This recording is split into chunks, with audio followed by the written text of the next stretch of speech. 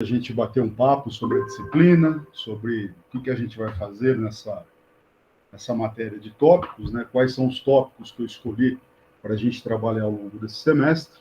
Também comentar e combinar rapidamente qual que é a nossa dinâmica de aulas e já começarmos a avançar nos dois temas centrais da nossa disciplina, que são os temas de completude e incompletude, né? Então, tópicos de lógica, os dois tópicos que nós vamos estudar dizem respeito ao fenômeno de completude de teorias de primeira ordem. Vamos estudar primeiro o teorema da completude de Gödel, na versão do Henke, e depois, isso a gente vai tomar mais ou menos umas 3, 4 semanas, para a gente fazer com bastante calma, entender direitinho o enunciado, entender direitinho a demonstração, um pouquinho do contexto desse resultado. Feito o teorema de Gödel, da completude, nós vamos dar uma olhada no artigo seminal do Hilbert, o On the Infinite, em que ele comenta como que a gente deveria ter provas de consistência, né, dentro de um âmbito finitário. Vamos perceber que a prova do Gödel, da completude, cai fora desse escopo, e aí a gente vai tentar entender com cuidado o teorema da incompletude da aritmética do Gödel. Então, a gente vai estudar completude e incompletude. Vamos perceber que para a gente entender esses enunciados já vão ter duas noções diferentes de completude associada a cada uma deles, a cada um desses enunciados, e vamos entender prova, contexto e algumas consequências desses resultados. Esse é o tema da nossa disciplina. Olá, Frank, tudo bem? A gente vai ter que lidar com certamente com uma situação de alguma heterogeneidade, né? Tem alguns estudantes que estão bastante avançados já em alguns estudos de lógica, outros menos, mas o curso está sendo pensado e eu vou fazê-lo num ritmo que o único pré-requisito que a gente tem para acompanhar a disciplina é um curso, ou 2 ou 3 cursos bons de graduação em lógica de primeira ordem. Esse é o único pré-requisito. Vocês sempre fiquem à vontade. Tem alguma coisa que não está clara. Por que tal inferência vale? Qual que é o resultado por trás de determinada demonstração? Sempre fiquem à vontade para perguntar, né? Os resultados que a gente vai trabalhar são resultados matemáticos, é teorema da completude, teorema da incompletude, mas a gente está dentro de um contexto de um curso de pós-graduação em filosofia. Então, a gente vai fazer a prova com bastante cuidado, mais cuidado que em geral se faz em cursos de matemática, porque a nossa visão, a nossa pegada não é uma pegada matemática, é uma pegada de lógica como ferramenta para a gente estudar problemas em filosofia da lógica e em filosofia da matemática. Então, vou fazer com bastante calma, bastante detalhe, olhando as demonstrações como lógicos olham para resultados técnicos e não como matemáticos em geral olham para resultados técnicos. Então, fiquem sempre bastante à vontade para perguntar e para tentar tirar qualquer dúvida que possa aparecer. Beleza? Todo mundo a Daiane não está como ouvinte, mas os demais todos são alunos regulares do programa de pós, do PPG-FIL. Você é, Marcos, aluno regular do programa de pós? Professor, eu sou aluno do mestrado em Direito, né? E lá no Direito a gente tem uma certa conexão, por uma perspectiva que é do meu interesse, entre a economia e o direito, passando por essa vertente matemática, né? E eu também tenho formação em matemática e em economia, além de direito. Então, para mim, foi uma disciplina muito provocadora, e é aqui com esse ânimo que eu estou. Tá bom. Tomara que atenda às suas provocações, a disciplina, e contemple o que você procura com. O Olavo é aluno do programa, Olavo? Do PPG Film? Tá fechado o seu microfone. Agora me ouve? Sim. Agora. Eu sou do doutorado daqui do programa. Tá, do programa. E o Frank? Boa tarde, pessoal. Estão me ouvindo? Sim, estamos te ouvindo, Frank. Eu sou de outro programa de doutorado, minha formação é em computação e direito. Tá. Meu mestrado foi na computação, eu trabalho com filosofia da mente e eu trabalho com sistemas lógicos, lógica para consistente, mas eu achei importante, quando eu vi essa disciplina, a possibilidade de cursar, porque eu acho que vai ser uma excelente oportunidade de revisitar algumas questões lógicas e aprender com os senhores. Ótimo. Você é do programa da UNB mesmo? Não, eu sou da Federal de Santa Catarina. Federal Santa Catarina. Você faz lógica para consistente aí com quem?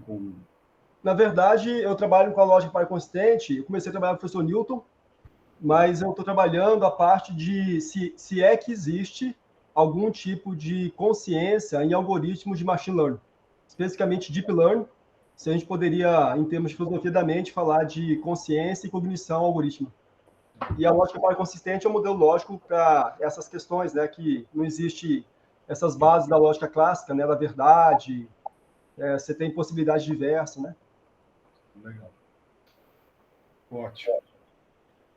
Então a gente tem uma turma eclética, né? O Menck, o Gustavo, o Menck e o Leonilson estão no programa de mestrado. O Matheus também está no mestrado, né, Matheus? E o Gustavo também no programa de mestrado, terminando o mestrado. Então temos um do doutorado, 4 do mestrado e 2 de outros programas. E a Daiane terminando a segunda graduação. Ótimo, então. Então vamos lá, vamos começar a combinar as coisas de uma maneira um pouquinho mais sistemática. Como sempre, eu vou compartilhar aqui com vocês a minha lousa.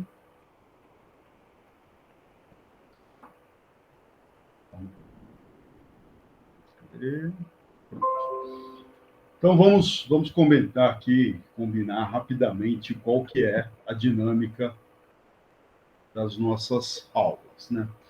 As aulas elas sempre ocorrerão de maneira síncrona, sempre iniciando às 16 horas, tanto às segundas quanto às terças-feiras.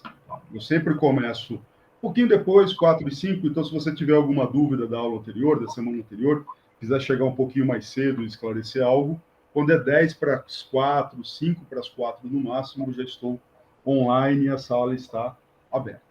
Nós teremos aula toda segunda e toda terça, exceto em uma semana, que é a semana dos dias 14 e 15 de março.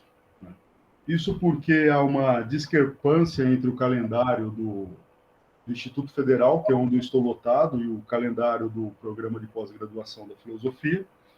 E eu vou ter 1 mês e meio de férias no Instituto, mas a gente vai continuar com as aulas. Esta é a única semana em que eu não vou ministrar aula, porque eu vou tirar aí realmente uma semana de férias do Instituto e da pós.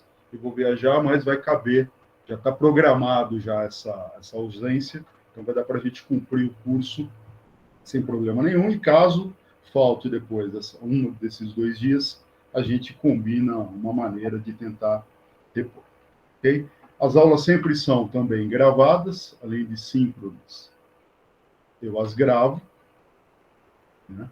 E depois eu as disponibilizo para vocês. Eu disponibilizo sempre às terças-feiras ou na quarta de manhã. Onde que ela fica disponibilizada? Aqui, né? Tem o site da nossa disciplina, né? Então, vou colocar aqui o endereço. Caso alguém não tenha, já fica aqui. Então, aqui você encontra tanto o link para as nossas aulas, às terças e segundas, né? Às sextas-feiras, eu disponibilizo o horário das 16 às 18 para atendimento. Então, quer bater um papo sobre lógica, quer perguntar alguma coisa mais em detalhe, quer explorar algumas consequências das coisas que nós estamos discutindo, todas as sextas-feiras, das 4 às 6, eu estou neste link, né?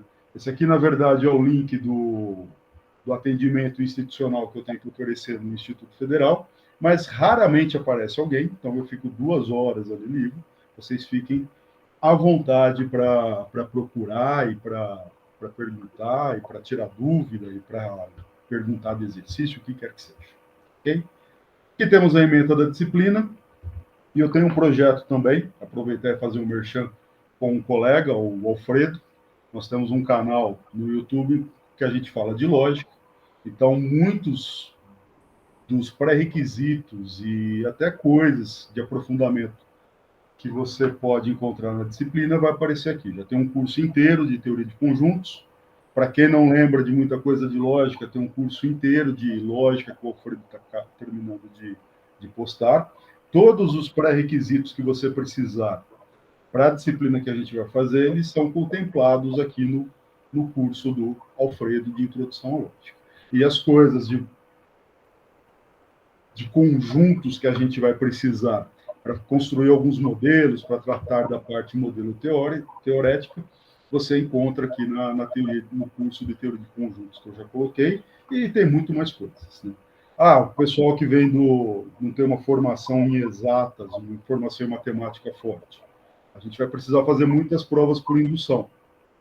Então, você vai encontrar também aqui um curso inteiro sobre métodos de demonstração e indução em 8 vídeos. Então, caso precisar, né, fazendo um merchan aqui também, caso precise, tem aqui no canal bastante coisa preparadinha, bastante coisa arrumadinha. Fique à vontade para fazer uso disso. Nesta página, toda semana eu vou disponibilizar o link da gravação da nossa aula, vou disponibilizar as notas de aula, né? As notas, elas não são digitadas, em geral, o que eu faço é, eu dou o curso na segunda e na terça, na quarta de manhã eu dou uma organizada em tudo aquilo que a gente conversou, eu escrevo, publico aí num arquivo .pdf, ok?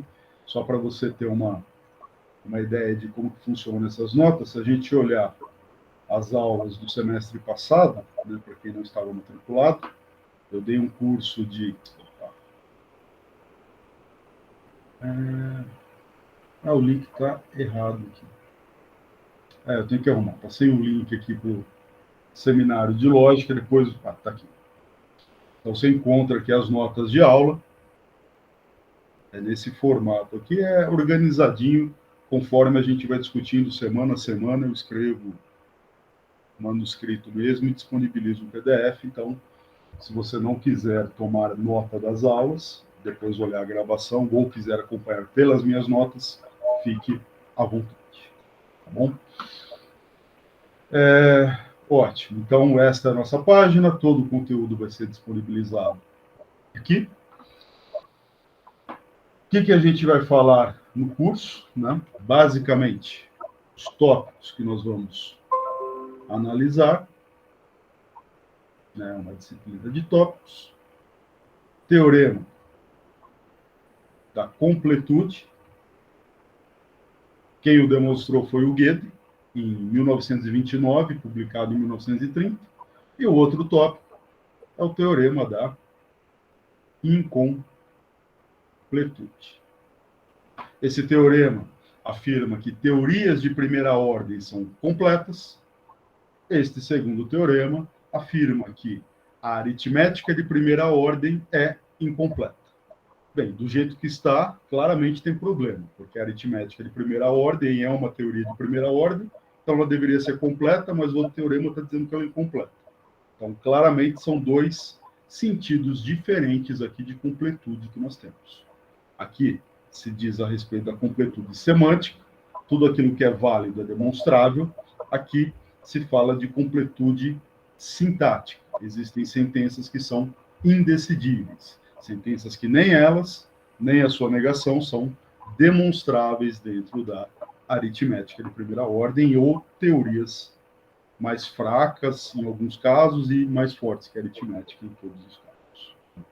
O nosso ponto, né, o grande objetivo, digamos assim, da disciplina, é que ao final dela a gente consiga entender para esses dois resultados qual é o enunciado desses teoremas, estabelecê-los de maneira clara, não só o enunciado, como também alguns umas versões equivalentes do enunciado.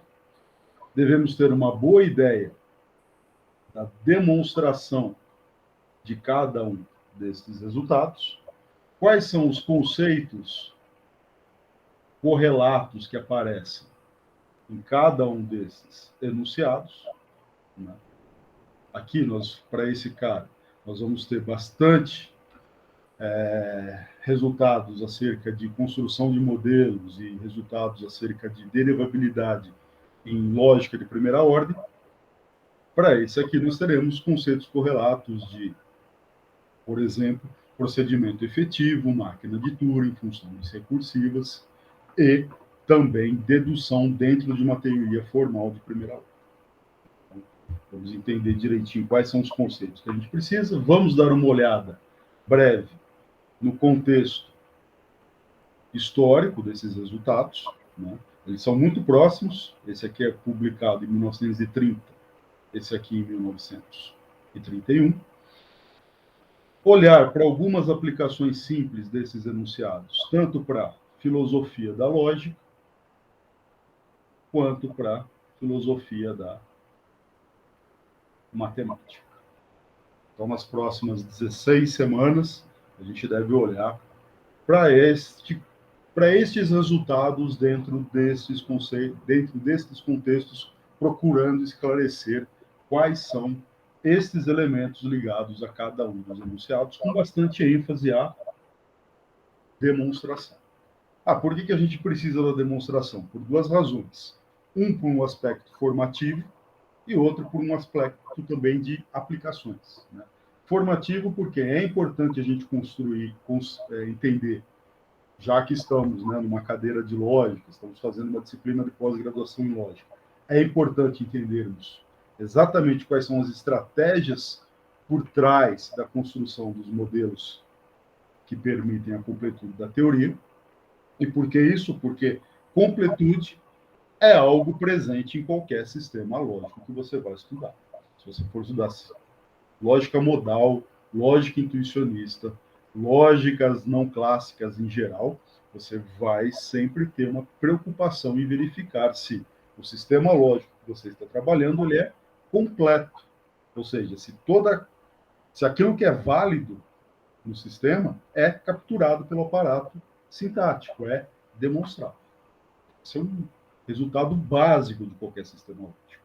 E as técnicas que a gente emprega aqui, elas se reproduzem de maneira mais direta ou menos direta em outros sistemas lógicos que nós consideramos. Beleza? E é incompletude porque é simplesmente o principal resultado da lógica do século XX. Acho que há pouca disputa com relação à importância do teorema da incompletude de Gödel para a filosofia da lógica e para a filosofia da matemática do século passado. A avaliação, né, da nossa disciplina, eu pensei em duas estratégias. Uma, como a do semestre passado, que me pareceu que funcionou bem. A avaliação são 1 ou 2 exercícios por semana que eu disponibilizo na página e depois vocês entregam. Entrega quando? Quando quiser. Se quiser entregar tudo na última semana, sem problema. Se quiser entregando semana a semana, sem problema. Não tem problema algum, você faz como achar melhor. Aí chega no final, eu não corrijo linha a linha os exercícios, mas eu dou uma olhada geral na entrega, dou um feedback de onde tem um erro ou outro mais crasso, e daí sai a avaliação. Em geral, a gente não tem problema com a avaliação. Para quem não gosta muito de resolver exercícios, aí fica uma segunda opção, que seria 70% das listas. Então, sei lá, nós teremos 15 listas de exercício, você entrega 70% dela só, né? Pega aí 4, 5 e deixa sem entregar. E, em compensação, você escreve algo sobre a tese de Church. Escrever o que sobre a tese de Church? Daqui 1 mês e meio, mais ou menos, 2 meses, a gente vai estar tratando dessa tese. Ela estabelece que se algo é capturado, se um procedimento efetivo é capturado através de um procedimento mecânico, então esse procedimento mecânico ele tem a mesma extensão do procedimento mecânico dado pelas máquinas de Turing. Ou seja, se você tenta de alguma maneira formalizar a noção do que é ser mecanicamente computável, essa noção vai colapsar com a noção de ser computável por máquina de Turing. Nós temos uma série de maneiras de tentar capturar a noção de ser mecanicamente computável. Você tem máquina de Turing, você tem funções recursivas, você tem funções recursivas de Rebran, você tem lambda cálculo, tem uma pluralidade de tentativas de captura de noção, da noção de procedimento mecânico, e todas elas colapsam em máquinas de Turing. Seria você pegar e estudar com bastante cuidado e fazer uma apresentação completa de uma dessas equivalências. Fala assim, quero mostrar que lambda cálculo é equivalente, por exemplo, a funções recursivas. Olha, isso é importante para as coisas que eu quero fazer, quero estudar lambda cálculo, quero estudar funções recursivas, quero mostrar isso. Então, para você lidar e trabalhar com esta equivalência, você abre mão, você abdica de entregar aí uma parte das listas. Beleza? Fica a seu critério, não precisa decidir agora, depois, ao longo do semestre, você decide como que é a avaliação e só me avisa qual que é a maneira que você escolheu. Ok? Pessoal, fiquem sempre à vontade, tá? Para me interromper a qualquer momento. Por fim, antes da gente começar, falar a questão da bibliografia. Qual que é a bibliografia para o nosso curso? Bem, não tem exatamente uma bibliografia. Os temas que a gente vai tratar são temas muito clássicos em lógica. Então, você pode pegar o seu livro de lógica matemática favorito, que lá vai ter o teorema da completude, e lá vai ter o teorema da incompletude. Se você está acostumado com a notação, está acostumado a mexer com o Computability and Logic do Boulos, do Burgess e do Jeffrey, ótimo, estuda por ele. Lá tem tudo que você precisa. Lá tem máquinas de Turing, lá tem completude, lá tem incompletude. Se você está acostumado a estudar o Introduction to Mathematical Logic do Anderton, lá também tem tudo que a gente precisa. Ele não fala de máquinas de Turing, mas tem as funções recursivas. Se você prefere o Mendelssohn, também tem tudo que a gente precisa no Mendelssohn, tirando talvez uma coisinha ou outra. Mas os resultados centrais estão lá. Então você pode usar o livro predileto de lógica matemática que você tem. Para aqueles que estão fazendo... estão no programa mesmo de lógica, é bom que você termine o mestrado tendo boa familiaridade com algum desses livros clássicos. Qual deles? Aquele que você gosta mais, aquele que você acha mais atraente, aquele que você, em geral, o mais atraente é que a gente começou a estudar primeiro. Então, fique à vontade para escolher um e seguir por ele. Eu vou seguir a notação, digamos assim, e também uma parte da exposição do Schoenfeld. Schoenfeld, o Mathematical Logic, é ele que eu vou seguir, em particular a seção 2.4, que é a seção que trata do teorema da completude, e o capítulo 6, que é o capítulo que trata do teorema da incompletude. Vai ter tudo aqui? Não. Quando a gente for falar de máquinas de Turing, o Schoenfeld não fala, por exemplo. Aí eu tenho que pegar em outro lugar. Quando a gente for discutir o artigo sobre o infinito do Hilbert, também não tem no Schoenfeld. A gente pega em outro lugar. Mas 80% está presente aqui e 80% está em qualquer outro livro de lógica matemática que você escolha. Claro, dentro desses clássicos, né? O livro do Anderton, do Mendelssohn, do Boulos, ou o livro do... Tem um livro do Kuhnen. Escolhe aquele que você prefere, siga, e depois, terminando a disciplina, você vai ter uma boa familiaridade com ele. Tá? Os exercícios, né, que aparecem não são tirados do Schoenfeld. Os exercícios são, em geral, de 3 tipos. Né? Para estas listas, ou o exercício é simples manipulação das definições, Ou então, é construção de exemplo ou contra-exemplo para definições e resultados que a gente aparece, ou então são provas por indução na complexidade de forma. Vai continuar aparecendo, para quem já fez a disciplina no semestre passado, uma série de problemas, uma série de situações em que nós vamos ter que fazer prova por indução na complexidade de forma, e não tem como fugir disso. Se você quer mostrar que algo vale para toda fórmula, algo vale para toda sentença, o único jeito de fazer isso é fazendo uma indução na complexidade das fórmulas. Então, as listas não são tiradas do Schoenfeld, não são tiradas de nenhum desses livros clássicos. As listas são coisas bem diretamente ligadas ao que a gente está discutindo no dia. Então, por isso também que fica uma dica, se você tiver tempo, se tiver uma certa flexibilidade de horário, o ideal é, tivemos aula essa semana, apareceu lá 2 exercícios, já tenta fazer. Porque você está com o contexto do exercício fresco na cabeça, está com toda a discussão que a gente fez ao longo da tarde na cabeça, e a coisa sai de maneira relativamente tranquila. Beleza? Podemos combinar assim? Né? E aí, claro, né, se tiver, sempre tem comentários, alguém pergunta alguma coisa na aula, pede bibliografia, eu vou colocando na página que nós temos. Então, conforme aparecer alguma bibliografia complementar, algum artigo complementar, qualquer coisa paralela ao que a gente está discutindo, vai estar disponibilizado lá na página. Se não, o link, pelo menos, a referência inteira, a referência completa.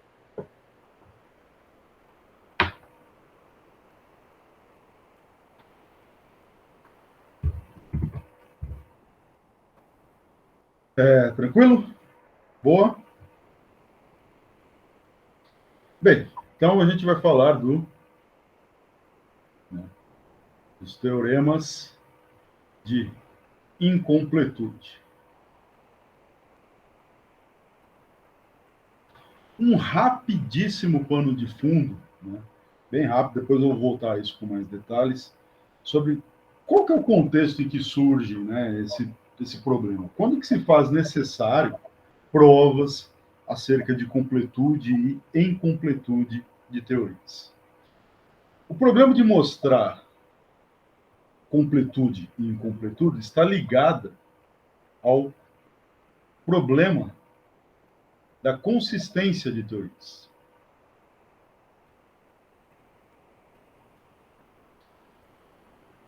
De teorias de primeira mão. Como que se liga essas duas coisas? O teorema da completude, a gente vai estudá-lo com calma depois, mas por hora, um spoiler, um jeito de falar do teorema da completude é dizer, uma teoria ela é consistente se e somente se ela tem modelo. Essa é uma versão do teorema da completude. Há uma identificação entre consistência e ter modelos. Então, esse problema de mostrar completude e incompletude de teorias está, de certo modo, ligado ao problema de consistência de teorias. E o problema da consistência de teorias, ele está ligado à terceira grande crise que a matemática passou em sua história. A grande crise da matemática. A matemática passou por 3 grandes crises ao longo da sua história. A primeira foi lá no mundo grego, ligado aos incomensuráveis. Matemática grega, número era interpretado como segmentos de reta, a unidade era um segmento unitário. De acordo com a tradição pitagórica, tudo era número, e nesse conceito de tudo ser número, quer dizer que todo número, todo segmento, ou ela era múltiplo ou submúltiplo do segmento unitário. Até que o pessoal olhou para a diagonal do quadrado.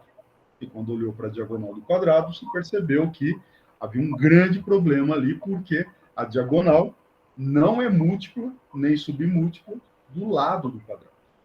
Você tinha o problema do incomensurável.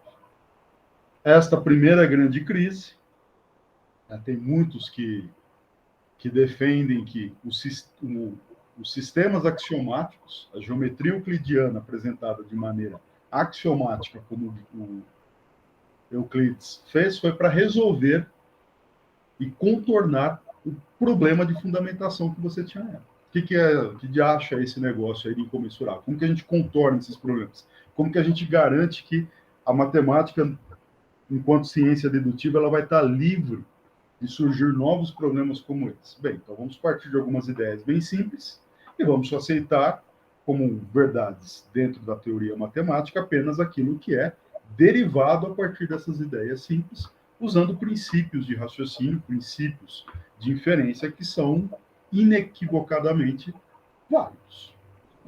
Então, a axiomatização da geometria, de acordo com o Baumgartner, por exemplo, é uma resposta à primeira grande crise da matemática.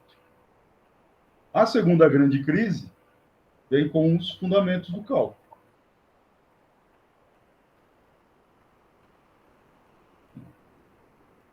Quando você tinha coisas, por exemplo, um dxzinho, esse cara, ele não é zero,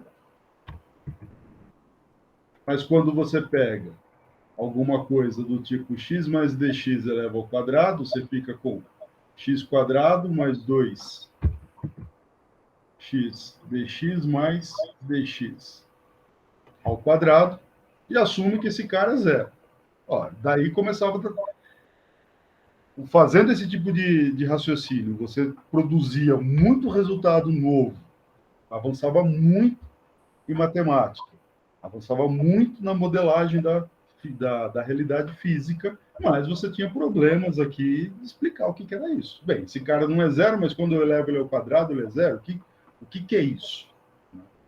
Esse problema dos fundamentos do cálculo ficou um bom tempo aberto e foi resolvido com a formulação através dos épsilons e deltas, como Cauchy e todos os franceses. A terceira crise da matemática, que está ligada ao problema da consistência, é quando a gente começa a ter teorias muito abstratas acerca, ou melhor dizendo, teorias matemáticas muito abstratas nas quais a gente não tinha nenhuma fundamentação para a verdade dos axiomas. Você começa, por exemplo, a olhar para geometrias não euclidianas. Ora, qual que era a base de garantir que a geometria euclidiana ela é consistente, a geometria euclidiana não leva a contradições? A base que nós tínhamos era uma justificação digamos assim, na realidade física. Ó, geometria euclidiana fala de distâncias no mundo, esses axiomas claramente são verdadeiros, verdade é preservada por dedução, então é claro que os teoremas são todos verdadeiros. Agora, se você não tem mais a verdade dos axiomas para te garantir a consistência da teoria, o que garante que as geometrias não euclidianas são consistentes? E delas a gente não vai derivar uma contradição. E não ficava apenas no plano hipotético. Se você olha para a teoria de conjuntos, que estava nascendo com o Cantor, parecia que era uma teoria muito razoável. Até que o Russell percebe que o princípio da abstração tinha um problema. Mas fala, não, do jeito que está a teoria de Cantor, está inconsistente, a gente precisa arrumar ela. E quem que garante para a gente que outras inconsistências não vão surgir, outros problemas não vão surgir com essa teoria? Quem garante que arrumando esse pedaço, não tem um outro pedaço que se mostrará inconsistente? A gente precisa mostrar a consistência de teorias abstratas. Precisamos mostrar que os axiomas não levam a contradições. Essa é a terceira grande crise, e você aí tem todo um desenvolvimento de uma teoria de provas de consistência. Começa com o Hilbert. O Hilbert mostra que se você tem a geometria não euclidiana, você consegue modelá-la na geometria euclidiana e reciprocamente, de tal modo que a não euclidiana ela é consistente, sem somente ser, a geometria euclidiana é consistente. Então, quem que garante a consistência da geometria não euclidiana? A euclidiana. Mas pode falar, quem garante para a gente que a geometria euclidiana é consistente? Bem, através da geometria analítica, você consegue reduzir os conceitos da geometria euclidiana, como, por exemplo, ponto se torna um par de números reais, segmento de reta, você transforma isso numa relação entre números reais, plano, outra relação entre números reais. Você consegue modelar a geometria euclidiana dentro da teoria dos números reais, digamos assim. Agora, quem que garante que essa teoria dos números reais ela é consistente? Bem, a gente consegue construir toda a teoria dos números reais, construir o universo dos reais, a partir da aritmética de números naturais. Então, se a aritmética for consistente, isso aqui é consistente, isso é consistente, esse cara é consistente. O que a gente precisa fazer? Bem, em algum momento a gente tem que dar uma prova de consistência absoluta, não de consistência relativa. E aqui nasce o programa que vai levar a gente ao teorema da completude e ao teorema da incompletude. É nesse contexto, ou pode ser visto, melhor dizendo, pode ser visto nesse contexto, a busca por resultados de completude e incompletude desenvolvidos por Gödel, e o Hilbert estava correndo atrás, e todos os filósofos da matemática do começo do século passado, de um século atrás, dos primeiros 30 anos do século passado, estavam, de maneira mais direta ou menos direta, envolvidos com esse problema de fundamentação. Pergunta que surge agora, aritmética, ela é consistente ou não? A resposta é, o que você apostaria? A aritmética é consistente ou não?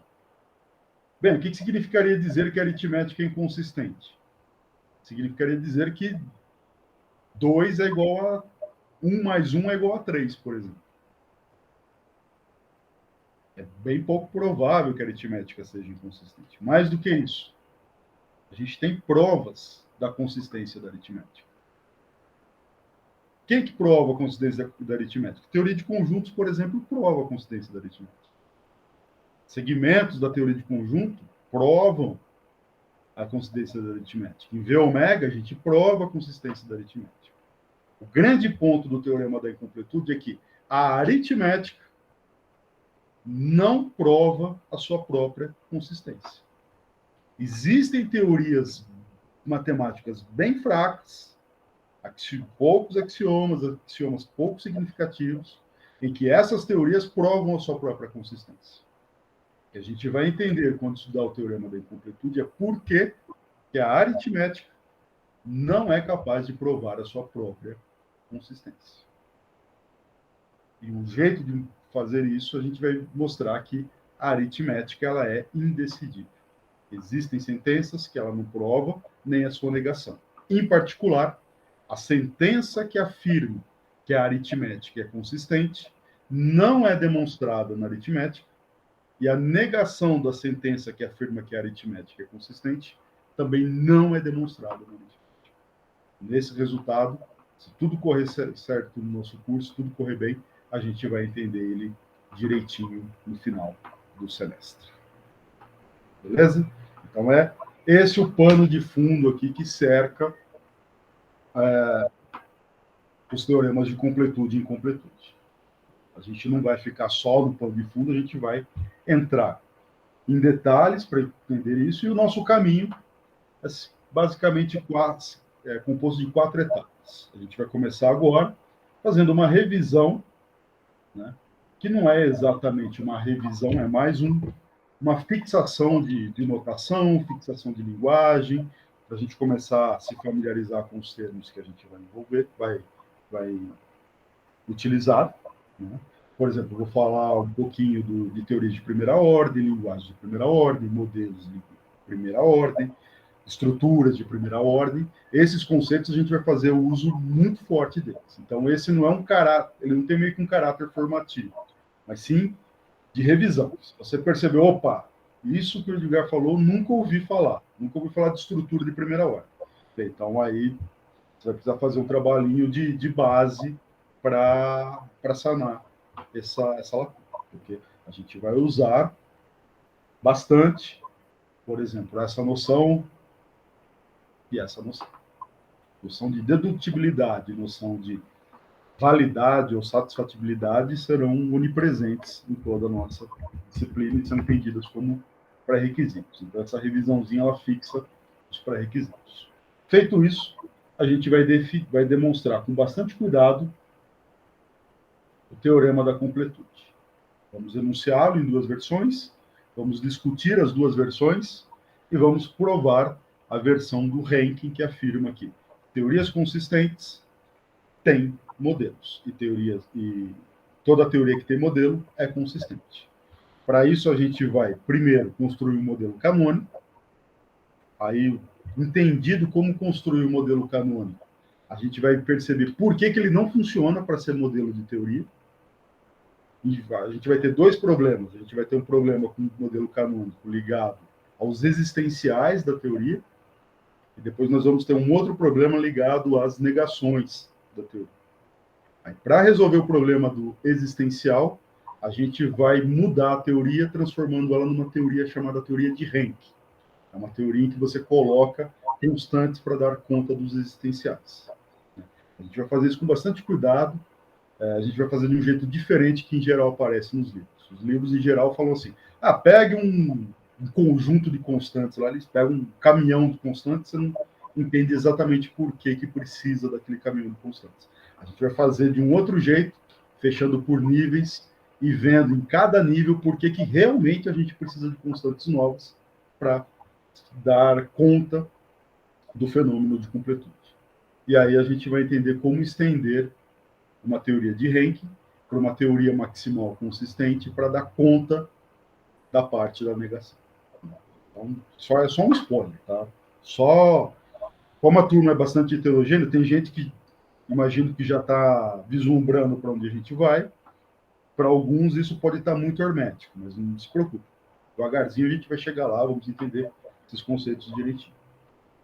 Estudado o teorema da completude, aí a gente vai dar uma olhada com cuidado em métodos finitários. Métodos finitários é um pré-requisito que o Hilbert coloca para a gente mostrar a consistência absoluta de uma teoria. E aí a gente vai perceber, quando discutir esses métodos, que o teorema da completude, como nós demonstramos, não utiliza métodos finitários. E aí vai ficar bem claro, né? A gente revisita a prova, vai ficar bem claro onde que está presente o caráter infinitário do teorema da completude. Nós vamos discutir alguns métodos finitários, como funções recursivas e máquinas de tudo. Okay? E também vamos falar rapidamente da tese de Church. De posse dos métodos finitários, a gente vai mostrar o teorema da incompletude. Nós vamos verificar que, através de métodos finitários, a gente não consegue mostrar que a aritmética mostra a sua consistência. Não é possível finitariamente mostrar que a aritmética mostra sua consistência. É esse que é o grande resultado que a gente vai chegar ao final do curso. Bom, a gente deve ficar aqui uma semana, né? Hoje, amanhã, no máximo, a gente completa isso. Aqui, de 2 ou 3 semanas, aqui umas 3 semanas, e aqui o restante do curso. Então, 6 semanas, a gente vai ter pelo menos, no mínimo, 8 semanas para discutir com bastante cuidado o teorema da incompletude. Nós vamos precisar de alguns resultados de aritmética, como, por exemplo, o teorema do resto chinês. Então, eu vou enunciar o teorema do resto chinês, vamos aplicá-lo e vou apresentar um esboço da prova também do teorema do resto chinês e de outros resultados válidos na aritmética do tema. Beleza? Bem, então, esse é o nosso curso. Espero que esteja dentro, né, da expectativa de vocês. Né? Então, acho que já dá para ter um mapeamento aí, já dá uma olhadinha se de fato é o que você espera da disciplina ou não, se está totalmente fora do que você tinha imaginado. Pessoal, como sempre, né, nossa aula é síncrona. Pode ficar à vontade para perguntar, para falar, para comentar. Tá? Vamos começar, então, uma revisão. Se ninguém vai comentar nada, né, vamos começar. Edgar, Diga lá, Gustavo. eu fiquei com uma dúvida. Você comentou que algumas teorias mais fracas conseguem provar sua própria consistência. E a aritmética você prova se baseando, por exemplo, na teoria dos conjuntos. Na consistência dela, né? A minha dúvida é, na aritmética, eu não tenho como provar a consistência dela sem usar qualquer outra teoria forte, né? Esse que aí que está a força do resultado, né? Eu preciso sempre de uma teoria tão forte quanto ou mais para eu provar. Você precisa de um recurso extra.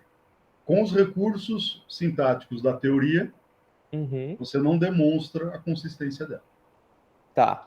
Então eu preciso de algo mais forte sempre. Você precisa de algo mais forte. Tá. Então, por exemplo, o que você precisa para provar a consistência da aritmética? Você precisa... Se você pegar a aritmética e colocar a regra ômega, aí você já consegue provar a consistência da aritmética. Tá, então, entendi. Você tinha lá, PA. PA não prova a consistência de PA. Mas aí, se você pegar PA, por exemplo, mais a regra ômega, aí você prova a consistência de PA. Só que isso aqui não prova a consistência de PA mais a regra ômega. Eu precisaria de outra regra para provar. Vai precisar de outra coisa mais forte, aí você vai botar mais alguma coisinha, que aí vai provar a consistência disso. Tá, e essas teorias mais fracas, que elas conseguem provar sem nada extra a própria consistência. Sim. Tá, perfeito. Obrigado. Você pega, sei lá, porque o que é provar que uma teoria é consistente? Né? Um jeito de fazê-lo é provando que você tem coisas que não são derivadas. Nem tudo é teorema. Então, se você pega uma teoria muito simples, por exemplo, suponha que você tenha dois símbolos, quaisquer, né? Tem aquela famosa teoria MU. Então, você tem dois símbolos só. Símbolo M e símbolo U. Como que você escreve sentenças disso? M, o U sempre pode ser colocado à direita e nada além disso, por exemplo. Tudo que você faz é isso. E se você tem... A única regra é, se você tem MU, então você deriva MU. Bem, você consegue mostrar que essa teoria é consistente. Por quê? Porque existem fórmulas da teoria que não são teoremas. Por exemplo, uma que seja MU, MU. Porque você não tem nada que permita introduzir M no meio do caminho. Então, como não dá para derivar isso, tem uma sentença da teoria que não é modelo, que não é teorema. Tendo uma que não é teorema, a teoria é consistente. E aí você tem uma prova de consistência absoluta. Só que isso é uma teoria muito fraca, que não serve para nada. Se você olhar só uma teoria de concatenação de símbolos de primeira ordem, ela já não consegue provar a sua própria consistência. Então, são teorias muito, muito fracas que já têm a manifestação do fenômeno da incompletude. Né? Você não consegue mostrar que ela mostra a sua própria consistência. E esse ponto de virada tem a ver com a máquina de Turing mesmo. Se for Turing completa a teoria, já virou. Tem a ver com a aritmética, né? Se for tão forte quanto a aritmética, acabou o problema. Não tem mais como resolver. Recursividade, né, professor? Como assim? Se for tão forte como... Na verdade, se for tão expressivo... A gente vai entender isso precisamente se a teoria for capaz de representar predicados em seu interior, já é suficiente para que ela já manifeste o fenômeno da incompletude. Você já vai ter sentenças lá que nem ela nem a negação são demonstradas. Legal. Beleza?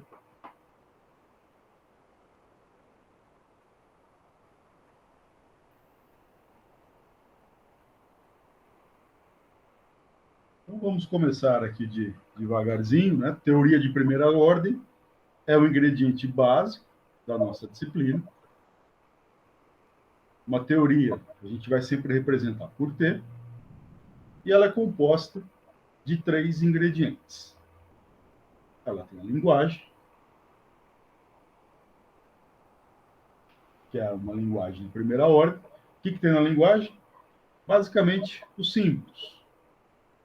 E a partir dos símbolos, nós temos definições recursivas para os termos, para as fórmulas, para as sentenças e todos os conceitos correlatos a isso. O segundo ingrediente da teoria é o aparato. Aparato dedutivo. Bem, qual que é quais que são os ingredientes desse aparato dedutivo? Basicamente, os axiomas, as regras de inferência, as noções de dedução, de teorema e por aí vai. E nós temos o aparato semântico, o aparato interpretativo da teoria. Né? Uma sentença não significa nada. Né? Você olhar para uma sentença do tipo, para todo x, p de x ou q de x, isso aqui não quer dizer nada. Né? Ah, ela é válida, não é válida, ela é satisfatível, não é satisfatível, não faz sentido. Né? Daqui é só uma concatenação de símbolos. É o aparato dedutivo que vai dar a contraparte, dizer se ela é válida, se ela é inválida, se ela é satisfatível, se ela é insatisfatível.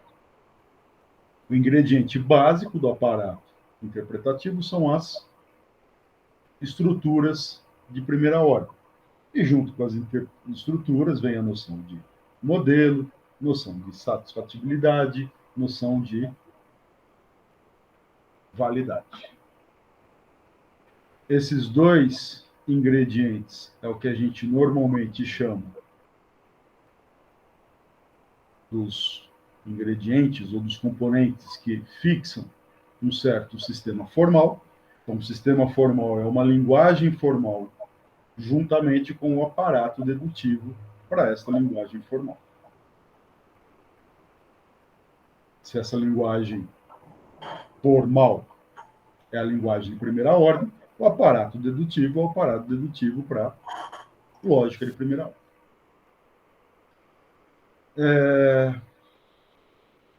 Teorema da completude,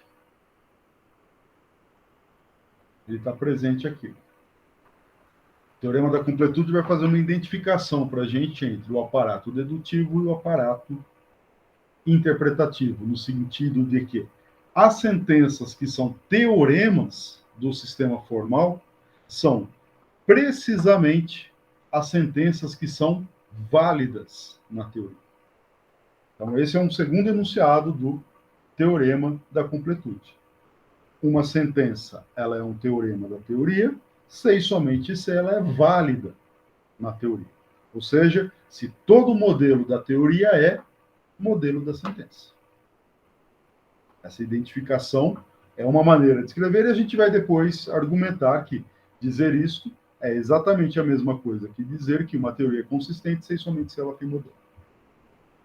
Teorema, se somente se é válido, é equivalente a é consistente se somente se tem um modelo. Ok? Vamos olhar, então, um pouquinho mais de cuidado.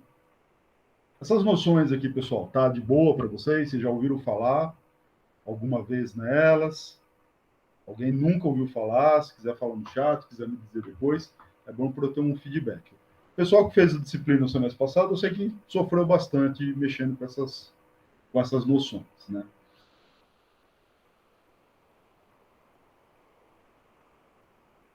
Então, vamos olhar com um pouquinho mais de cuidado, porque a gente vai precisar desse cuidado no futuro para o que é uma linguagem de primeira ordem. A linguagem de primeira ordem, ela tem alguns ingredientes. O primeiro dos ingredientes da linguagem de primeira ordem são as variáveis individuais. Por que essas variáveis são chamadas de variáveis individuais? X, Y, Z, X com índice ou subíndice, e por aí vai. Bem, o que dá o caráter de indivíduo para elas não é o símbolo que a gente está usando, mas sim o modo como elas serão interpretadas. Quando a gente fala de variáveis individuais, a gente vai interpretá-la como sendo algum indivíduo da estrutura. Se a estrutura é uma estrutura que fala de números reais, então quando a gente interpretar uma variável, ela vai ser um número real.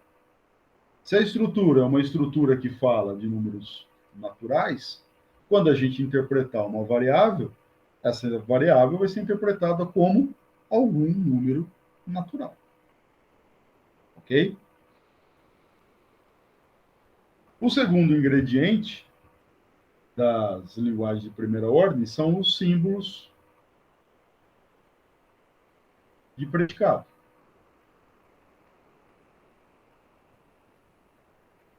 Ora, quais são as letras que a gente vai usar? Em geral, P, Q, R e assim por diante. Cada símbolo de predicado tem uma aridade associada a ele. Você pode falar de um símbolo de predicado unário, binário, ternário e assim por diante. Ora, o que vai estabelecer, né, qual que é a consequência de um símbolo de predicado ser unário ou dele ser binário? Bem, aqui vai entrar um termo. Para a gente ter uma expressão bem formada com um binário, a gente vai precisar colocar dois termos. Em particular, podem ser duas variáveis. Só que nem sempre a gente vai usar desse modo. Vai ser muito comum a gente tratar já de símbolos meio que interpretados. Então, você fala assim, ó, em vez de escrever um P qualquer, se eu tiver num contexto em que a minha linguagem está falando de conjuntos, eu vou usar o símbolo de pertencimento. O símbolo de pertencimento é nada mais, nada menos do que um símbolo de predicado binário. Porque quando a gente escreve coisas do tipo X pertence a Y. Ok? Um símbolo de predicado que será bastante presente no nosso curso, menor ou igual, quando a gente tentar. É um predicado que se aplica a números naturais, números inteiros, números reais. Se você tiver num contexto de geometria, você pode ter, sei lá, um predicado ternário. Você vai falar que um ponto está entre outros dois pontos. Né? Então, seria uma expressão do tipo E, X, Y, Z. O ponto Y está entre os pontos X e Z. É claro que escrever E, X, Y, Z não quer dizer nada. Ele só vai ter significado quando você interpretar isso como, num contexto de geometria, esta sendo a relação estar entre e estes caras serem pontos geométricos.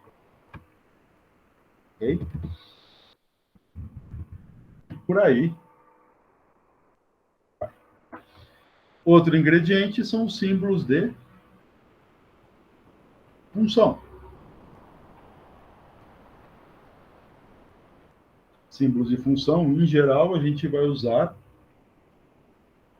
F, G, H minúsculos.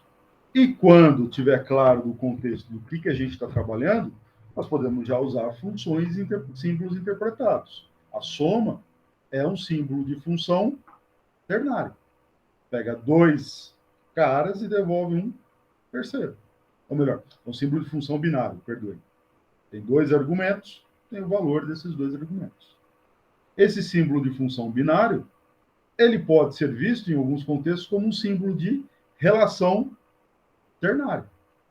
Porque quando você diz x mais y igual a z, você está dizendo alguma coisa do tipo x, a soma de x e y é igual a z. Mas você poderia tentar escrever também alguma coisa como isso. X, Y, Z. A soma de x com y é z, e agora você está olhando para ele como um símbolo de predicado. Então, sempre dá para olhar para um símbolo de função de aridade n como um símbolo de predicado de aridade n mais 1. Mas é claro que não é só isso que separa, né? A função é mais do que o predicado. Qual que é a diferença que nós temos entre um símbolo de função e um de predicado? No símbolo de predicado, você pode ter, para os mesmos argumentos, mais de um cara como valor. Para a função, não. A função tem que satisfazer as condições funcionais. E, por fim,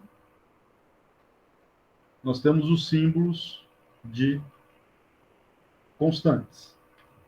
Aqui poderia ser o produto, pode ser aqui o sucessor, somar um, e por aí vai. Símbolo de constante, em geral, a gente vai usar o C, o D e o E minúsculo. E, claro, em alguns contextos, o zero é um símbolo de constante. O 1 pode ser um símbolo de constante. O π é um símbolo de constante. O vazio, em teoria de conjuntos, é um símbolo de constante, o conjunto vazio. Em algumas situações, é bastante cômodo para a gente considerar que símbolos de constantes são símbolos de função de aridade zero. Ora, por que a gente pode fazer isso? Depois vai ficar claro por causa do caráter interpretativo dos símbolos de constante e de função. Um símbolo de função, quando aplicado em algum termo, ele é interpretado como um indivíduo do domínio. O símbolo de constante ele também é interpretado como um indivíduo do domínio, mas por um termo que não tem argumento. Então, é bastante confortável, em alguns casos, para diminuir o comprimento das demonstrações, a gente fala, olha, funções são casos, constantes são casos particulares de símbolos de função. E quando a gente precisar fazer isso, aí eu comento de novo e a gente motiva com bastante cuidado por que função pode, por que constante pode ser visto como como um caso degenerado de função. Bem, temos esses símbolos, mas não para por aí. Temos também o símbolo de igualdade.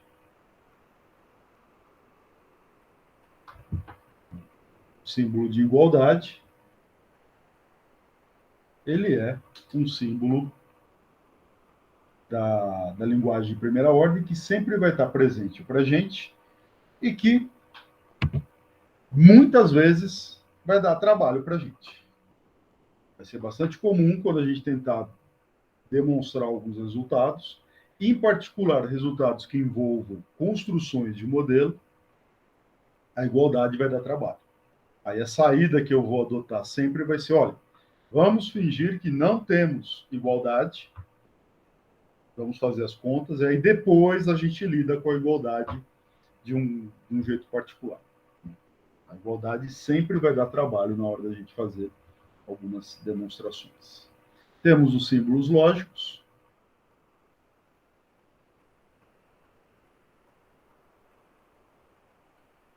Disjunção, negação, conjunção, implicação, bicondicional, quantificador existencial, quantificador universal. Então, vai ser bastante comum a gente não olhar para todos esses caras, porque se a gente tiver que fazer uma demonstração por indução na complexidade da forma, considerar todos esses símbolos, a gente vai ter que fazer caso para todos eles. Então, em geral, o que eu vou fazer vai ser considerar apenas este, ou seja, disjunção, negação e existencial. E aí os demais ficam como casos particulares desse. Em particular, se você tiver uma fórmula do tipo φ implica psi, para não ter que lidar com esse quantificador, você entende isso aqui como sendo uma abreviação de não φ ou psi. Então, este símbolo é uma abreviação desta disjunção. Esse aqui é uma forma abreviada do de baixo. Bem, já vamos ter lidado com o caso da negação e da disjunção. Então, sempre que aparecer uma coisa desse tipo, você entende que já está feito. Não se preocupar. A mesma coisa, se tiver alguma coisa do tipo para todo x φ, a gente entende isso como sendo uma abreviação de não existe X, tal que não. Universal de uma afirmação é a abreviação da negação do existencial da negação. Só isso. E por fim, aqui, bem pequenininho, os símbolos auxiliares. São símbolos que a gente não precisa, mas que ajudam na hora de escrever. Vão ser basicamente os parênteses da esquerda e direita, só para organizar as coisas, que elas ficarem claras para a gente. Ok? Um ponto aqui interessante é o seguinte. O que vai mudar de uma linguagem de primeira ordem para outra linguagem de primeira ordem são só esses caras aqui.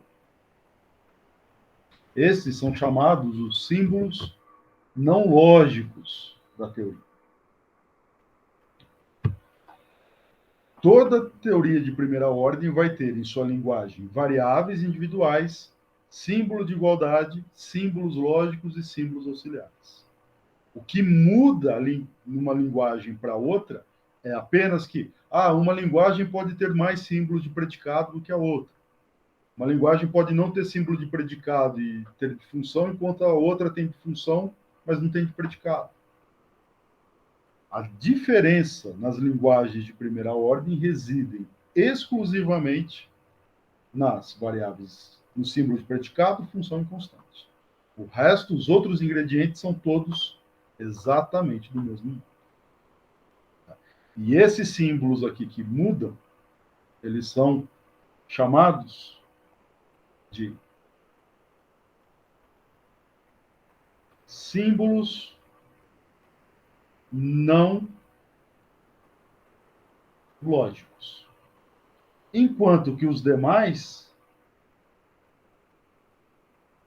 eles são os símbolos lógicos. Por que esse nome? Esse nome é importante. Mas não pelo nome que eu estou dando para eles, mas sim pelo caráter que eles assumem quando são interpretados. O que eu quero dizer com isso? Quando você olha para uma expressão como esta, imagina que você vê a expressão P de X, Y ou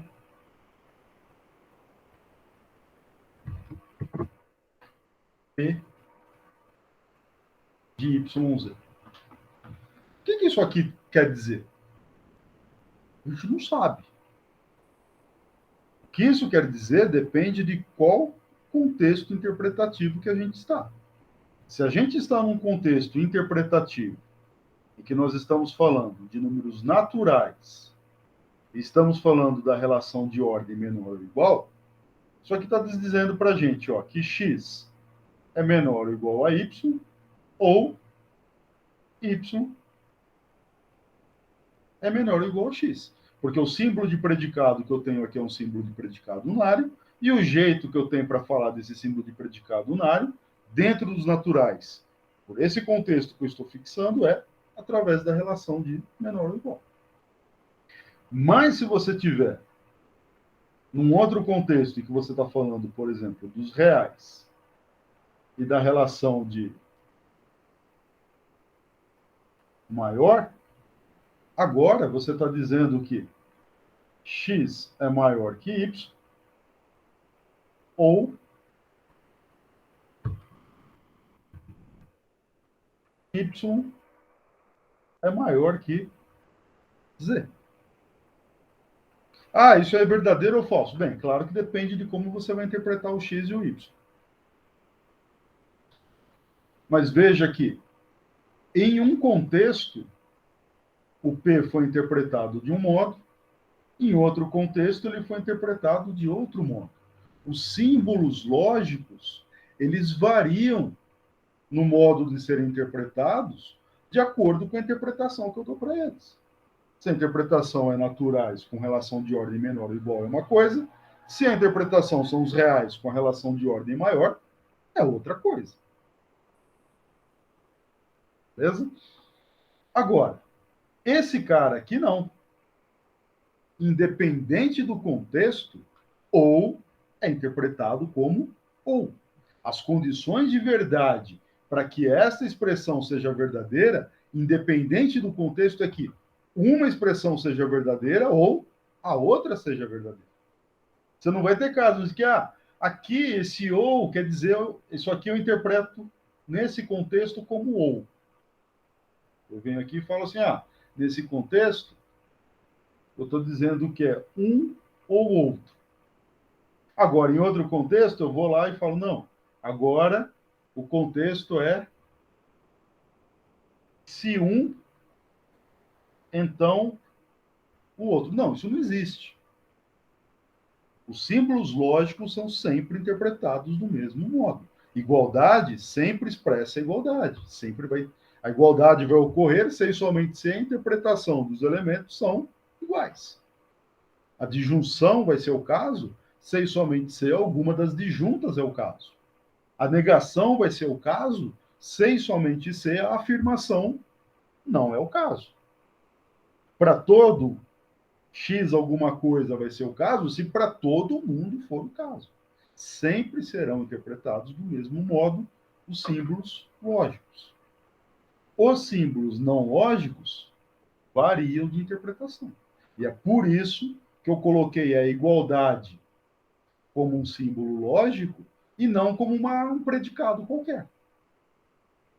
Porque a gente poderia ter colocado aqui em cima e falou, a igualdade é um símbolo de predicado, expressa uma relação entre dois caras.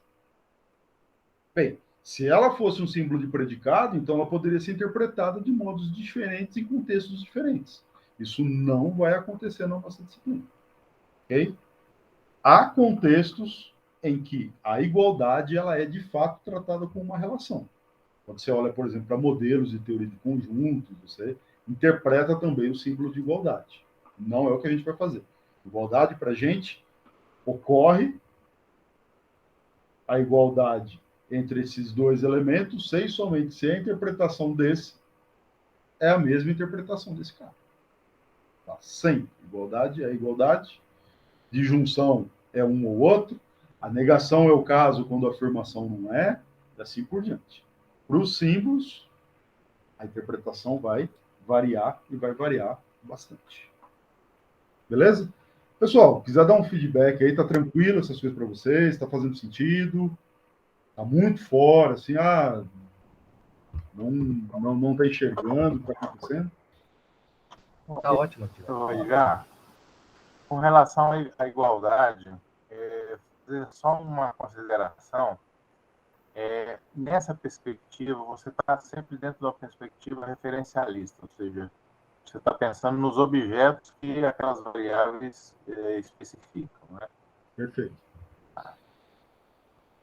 Se estiver numa situação não referencialista, isso é mais complicado, aí o igual teria que subir para um símbolo não lógico.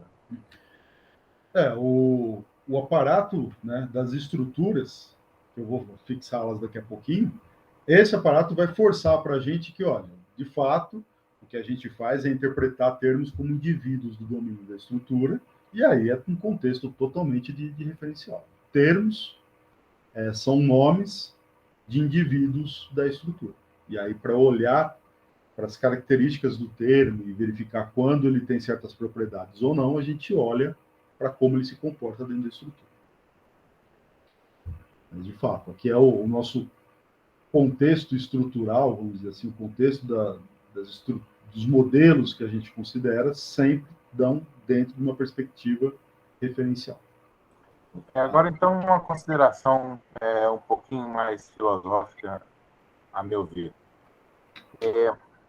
Quando você está querendo levar argumentos da lógica para os seus usos em contextos filosóficos, você não acha que essa restrição referencialista do símbolo, né, do símbolo de igualdade, ela não é bastante restritiva? Ou seja, parece que ou você dificilmente vai ter casos argumentativos relevantes em que um símbolo de igual possa ser aplicado, como é, por exemplo, numa teoria matemática. Por exemplo, você quer falar sobre a igualdade no sentido social. Essa igualdade certamente não é uma igualdade em sentido referencialista. Ou você quer falar de uma outra noção de igualdade? Bom, existem infinitas possibilidades. Quer dizer, você não considera que para manter o símbolo de igualdade como um símbolo lógico e, portanto, travá-lo pela interpretação referencialista e tudo mais, isso não tem um preço a pagar, que é o escopo de uso desse símbolo em reflexões filosóficas? Sim, mas eu acho que esse preço que a gente paga, nesse contexto, ele é barato. Porque, veja, a gente está num contexto de teorias de primeira ordem.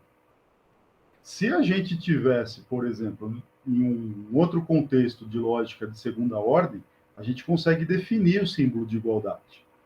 Por exemplo, pelo critério dos indeciníveis do Leibniz. Isso vai dizer que duas coisas são iguais se elas compartilham de todas e exatamente as mesmas propriedades. Então, aí, num caráter, sei lá, dentro de um contexto de igualdade social, você poderia tentar olhar para duas coisas serem socialmente iguais se elas compartilham exatamente das mesmas propriedades relevantes dentro do contexto social que elas estão. Mas aí a gente foge totalmente da lógica de primeira ordem. É porque você precisa das propriedades, né? Isso. E aí um preço que você vai pagar também é o seguinte: essa identificação entre teorema e validade, ela vai deixar de ocorrer. Na lógica de segunda ordem, a gente consegue, assim, aumentar o escopo, né, de se falar de igualdade através de propriedades, mas a gente vai ter coisas que são válidas e não são demonstráveis. O aparato dedutivo ele sempre vai ficar aquém do aparato interpretativo, do aparato semântico. E aí me parece que é um preço mais caro a ser pago do que esse que a gente está pagando em primeira ordem de usar a igualdade dentro de um contexto muito restrito, embora esse contexto restrito já seja suficiente para quase toda a matemática. Né? Quase toda a matemática é feita em teoria de primeira ordem. Perfeito.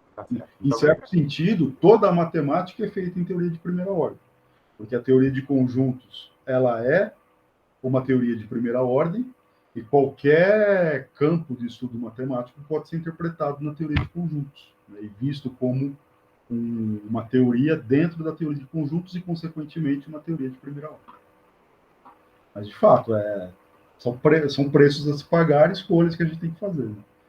No nosso contexto, o importante é esta equivalência aqui. O que é demonstrável tem que ser válido, o que é válido demonstrável.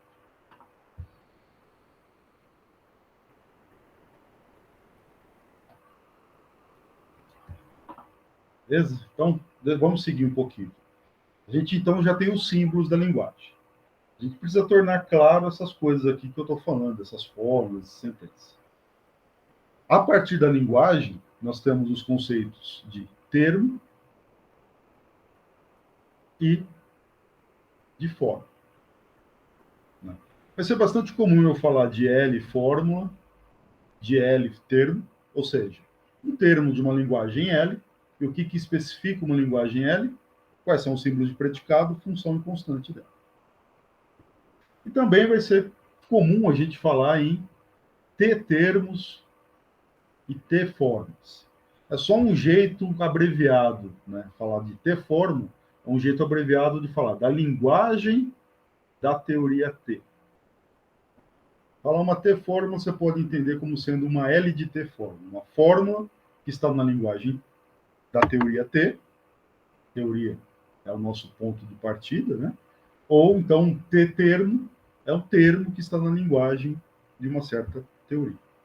Essa teoria canônica que a gente vai trabalhar, a mais importante para a gente é a aritmética.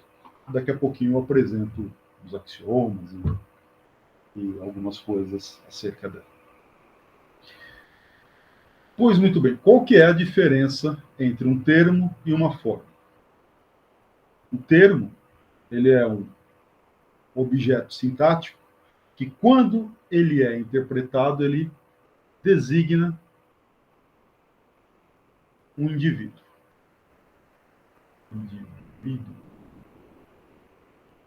Enquanto que fórmulas, elas capturam a noção de asserções.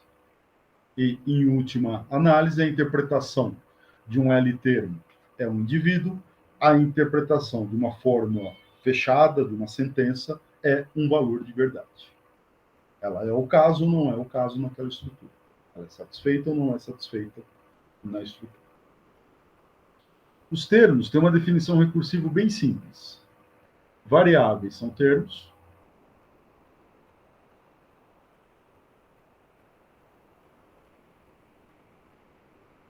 Constantes são termos. Se você tem que T1, Tn são termos, e f é um símbolo de função enário, então f de T1, Tn é termo. Então, basicamente, os termos são as variáveis, as constantes e símbolos de funções aplicados a termos. Uma condição que a gente sempre coloca é que nada mais é termo. Por que isso precisa? Bem, porque eu estou dizendo que essas coisas são termos. Se eu não coloco essa cláusula, poderia ter outras coisas que são termos e que não estão descritas aqui. Então, eu estou dizendo, não tem mais nada. Termos só tem esses três caras.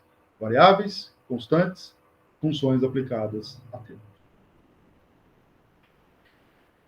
As fórmulas, né, também tem uma definição recursiva simples. Nós temos as atômicas. Basicamente, símbolo de predicado enário aplicado a N termos e igualdade entre termos. Quando nós considerarmos linguagens em que não há igualdade, né, por causa daquelas considerações que eu falei com vocês, às vezes dá muito trabalho lidar com a igualdade, a gente primeiro considera que não tem, estabelece um argumento e depois mostra que há depois mostra como lidar com a igualdade. Então, se a gente não tem igualdade, as fórmulas atômicas são apenas desta forma, são apenas símbolos de predicado aplicados a termos. Se você tem que φ é fórmula, então não φ é fórmula. Se você tem que psi e φ são fórmulas, então φ ou psi são fórmulas, assim por diante. Existe x, φ é fórmula. Para todo x, φ é fórmula quando φ é uma fórmula. E nada mais é fórmula. Então, essas são as condições recursivas e destas noções aparecem uma série de noções associadas, como, por exemplo, ocorrência de uma variável no termo, termo fechado, termo aberto, fórmula aberta, sentença, fecho de uma fórmula, e por aí vai, todos os conceitos que a gente estuda, que a gente vê num curso de introdução à lógica de primeira ordem. Ok? Eu vou pressupor esses conceitos. Caso você não esteja familiarizado com eles, pode pegar qualquer livro, qualquer coleção de notas de aula de graduação, eles vão estar presentes lá. E nos primeiros usos que a gente fizer desses conceitos, eu sempre vou estar recapitulando. Mas aí depois não, depois de falar de uma vez ou duas, aí a gente já toma eles como dados. Tá? Então, variável livre, variável ligada, esses conceitos são tomados como conhecidos na nossa disciplina. E se não tiver, né, não me lembro onde que tem referência, me procura na sexta-feira, a gente conversa, eu passo referências bem palatáveis sobre esse assunto. E, como eu comentei no começo, qualquer que seja o seu livro de lógica, de canônico de pós-graduação, ele vai ter todos esses conceitos ligados. Então, esta Esta é a nossa recapitulação básica, breve, de linguagem de primeira ordem. Bom, além da linguagem, nós temos o segundo ingrediente, que é o aparato.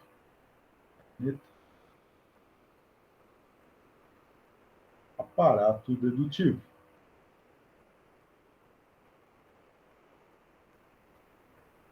Bem, qual é o aparato dedutivo que a gente vai considerar? Nós temos duas classes, duas coleções de axioma quando a gente fala de uma teoria de primeira ordem. Nós temos os axiomas lógicos e nós temos os axiomas da teoria. Os axiomas lógicos são dois esquemas, são duas formas de axioma.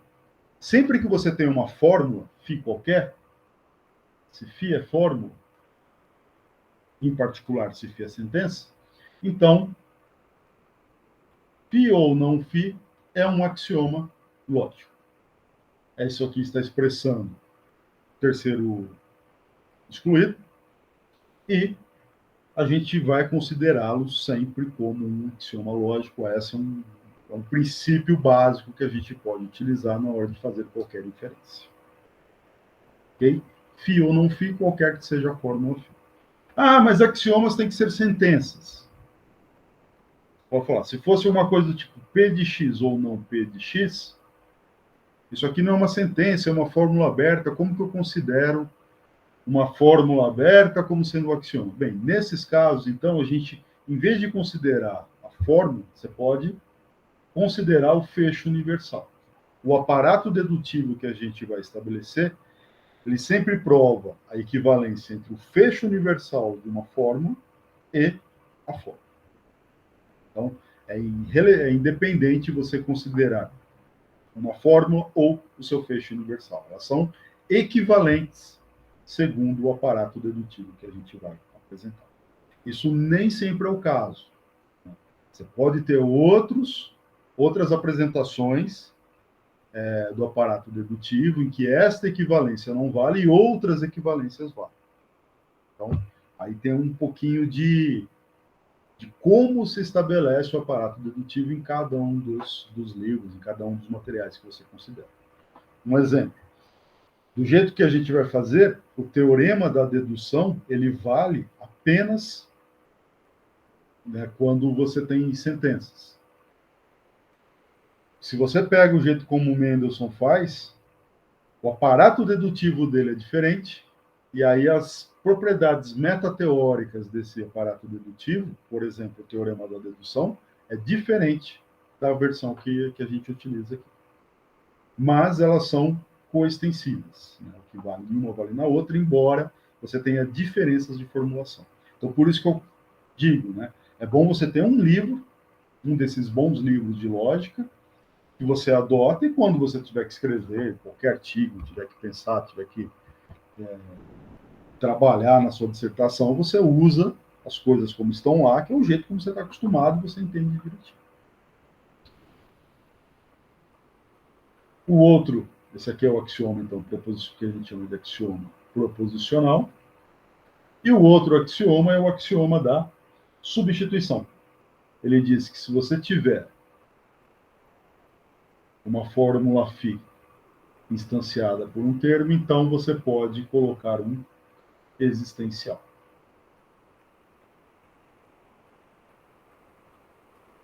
O que isso aqui está dizendo para a gente, né? Está dizendo basicamente o seguinte: você vai trocar as ocorrências de x em φ por t. Então, se você tem uma fórmula φ que ela é p de xy, então q de xz. Quando você escreve φ x t, a única coisa que você vai fazer é trocar cada ocorrência livre de x por t. P de ty, então q de tz. Tem alguns cuidados que você tem que tomar, a gente não vai entrar nesse detalhe nesse momento. Por exemplo, você tem que garantir que o T, em T, não ocorre o próprio X, senão dá um colapso. Você fala, mas você nunca vai acabar. Você vai trocar pelo X, mas o X está ocorrendo em T. E aí, como que você vai fazer uma troca de X por T se no T já tem o X? Aí você tem que a coisa não está bem definida. Mas aí tem algumas estratégias para lidar com isso.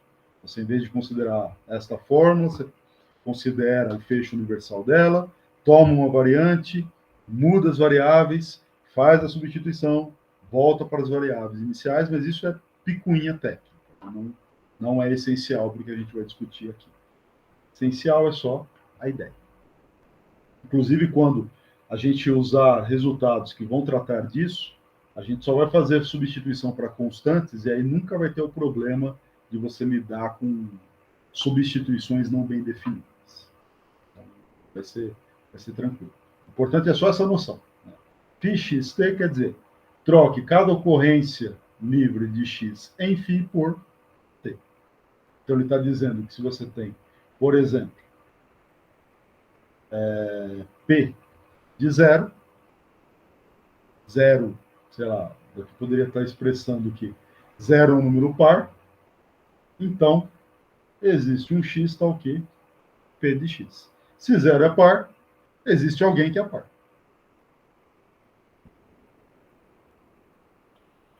Esse é o segundo esquema de axioma nosso, é o chamado axioma da substituição. Por que é esquema? Oi, pois não, Olá. Essa ideia aí, basicamente, você usa nas demonstrações quando você quer, por exemplo, trazer... Você tem uma proposição... Eu estou perguntando, tá? Não tenho certeza do que estou falando, não. Mas você tem uma determinada proposição existencial, você quer remover o símbolo de existencial e introduzir uma constante que não tenha sido usada ainda no processo de demonstração, por exemplo. Então, você tem lá, existe x, tal que P de x, então você cria um novo objeto, e esse objeto, então, você coloca como P de t, por exemplo. Alguma coisa assim. Mas ainda não. Isso que você disse é a regra de inferência que a gente vai utilizar. Ah, tá. Aqui ele está indo no caminho contrário. Ele está dizendo, se eu tenho uma constante, por exemplo, então eu posso remover a constante em favor de um existencial. Tá certo. Porque se você tem, de fato, a constante, se você tem P de 0, então você também tem isso aqui por axioma. E aí, por modus ponens, você tem o existe x tal que P de x. E com isso, você eliminou a constante em favor de um existencial. Este passo, bastante importante, de eliminar o existencial em favor de constantes, né, isso é algo que a gente vai ter que explorar bastante na hora de provar o teorema da completude, porque ele não vem de graça. Né. Em geral, a gente não tem já constantes na teoria suficiente para todos os existenciais. A gente tem que enriquecer a linguagem da teoria. Esse caminho, né, de falar existe x tal que P de x, então P de alguma constante, isso aqui, em geral, não funciona. Imagine, por exemplo, que você está numa linguagem que não tenha constantes. Isso aqui já não funciona. Uma linguagem puramente relacional, uma linguagem só com símbolos de predicado. Essa é uma situação que a gente vai ter que lidar bastante com ela, e um spoiler, né, isso aqui é a parte de transformar em uma teoria de ranking uma teoria qualquer. Transformando uma teoria qualquer em uma teoria de ranking, a gente vai garantir que sempre vamos conseguir colocar a constante, mas isso não é dado ainda pelo nosso sistema dedutivo. O que é dado é o caminho contrário. Esse é bem razoável que a gente aceite. De fato, se P vale para alguma constante, se P vale para o termo, então esse P tem que valer para alguém. Se vale, então existe alguém para o qual vale. Agora, existir alguém para o qual vale implicar que vale para um cara particular, esse nem sempre é o caso, porque esse cara particular pode não estar na linguagem da teoria. E aí a gente tem que mexer na teoria para garantir que ele exista sem estragar a teoria como um todo com relação ao que nós tínhamos antes. Esse não estragar a teoria é o que a gente chama de extensão conservativa. Mas valeu, né? De fato, a gente faz isso o tempo todo, né? Quando está fazendo matemática, quando está fazendo lógica. Se tem um existencial, coloca uma constante nova para esse existencial, mas garantir que isso pode ser feito no aparato dedutivo, em geral, dá um pouquinho de trabalho. E a gente vai entender o porquê ele dá trabalho. Uma coisinha que eu estou esquecendo aqui é, antes dos axiomas da teoria, tem que falar dos axiomas lógicos, axiomas de igualdade.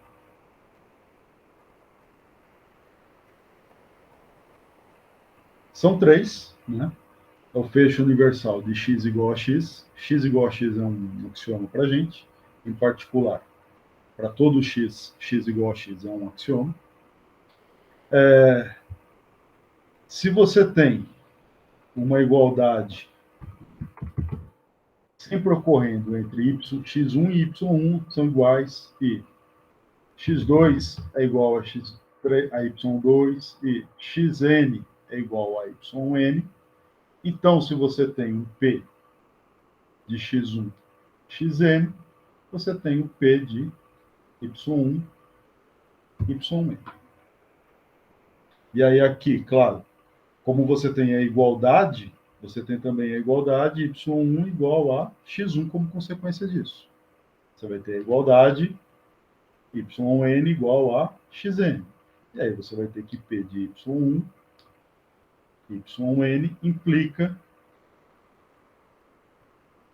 Então, na verdade, isso aqui é uma biimplicação. Se cada uma dos pares aqui da N eles são iguais, então tanto faz você escrever P de x ou P de y. Em geral, a gente vai escrever assim, ó, P de x, fica já subentendido qual que é a aridade dessa sequência de N. Esse é um axioma de igualdade, esse é outro axioma de igualdade. O terceiro axioma de igualdade é o que estabelece algo parecido para as funções.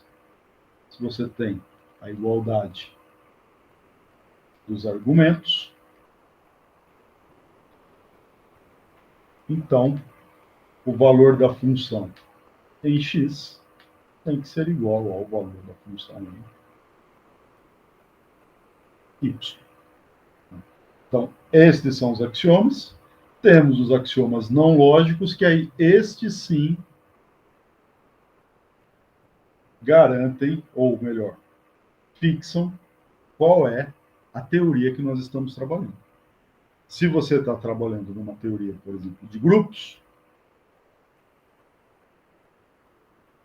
você tem uma certa linguagem, vamos supor que a linguagem é formada por um símbolo de operação binário e uma constante E. E aí você tem os axiomas de grupo. Todos esses axiomas aqui já são axiomas dessa teoria. Toda teoria tem todos os axiomas lógicos. Além dos lógicos, aquele que especifica a teoria, que é, por exemplo, você vai ter para grupos associatividade,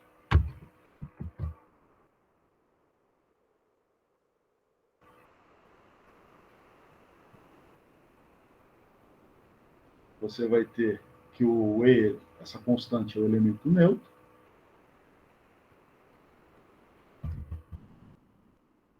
Você vai ter que sempre existe um Y, é o E. O E é o elemento neutro. Aqui eu não coloquei os quantificadores, mas a gente entende que essas coisas são sentenças e são os fechos universais. Tá? Então, para todo X, para todo Y, para todo Z, a associatividade. Para todo X, a associatividade. Observe que esse cara aqui sendo constante, então, se colocar apenas o para todo X, você já tem uma sentença, não tem variável livre. E aqui seria para todo X, existe um Y, tal que isso aqui. E o que seria um grupo abeliano? Aquele que aí você põe mais um axioma da comutatividade da operação, por exemplo.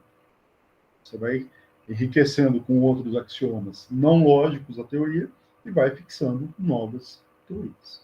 Uma teoria que a gente vai trabalhar bastante é a aritmética, em particular a aritmética de Robinson. Tá? Depois eu apresento os axiomas dela. O último ingrediente do aparato dedutivo são as regras de inferência. De novo, cada lugar apresenta as suas próprias regras, né? Não é importante quais são as regras que você usa, mas sim que você as use de uma maneira sistemática. Do jeito que eu gosto de fazer, com o Schoenfeld, tem 5 regras de inferência. Você tem a regra de expansão, em que você, a partir de φ, você infere φ ou psi. Ou seja, se você tem φ, você está permitido, é lícito que você infira que vale a uma disjunção, φ ou psi. Se φ é o caso de φ ou psi. Se eu demonstro φ, então eu demonstro φ ou psi, qualquer que seja o psi. A regra de contração, se você tem φ ou φ, então você tem φ. Infira φ a partir de uma disjunção de φ com φ. Você tem a regra de associação à esquerda. Então, se você tem φ ou psi ou θ, você pode deslocar os parênteses para a esquerda. Você tem φ ou psi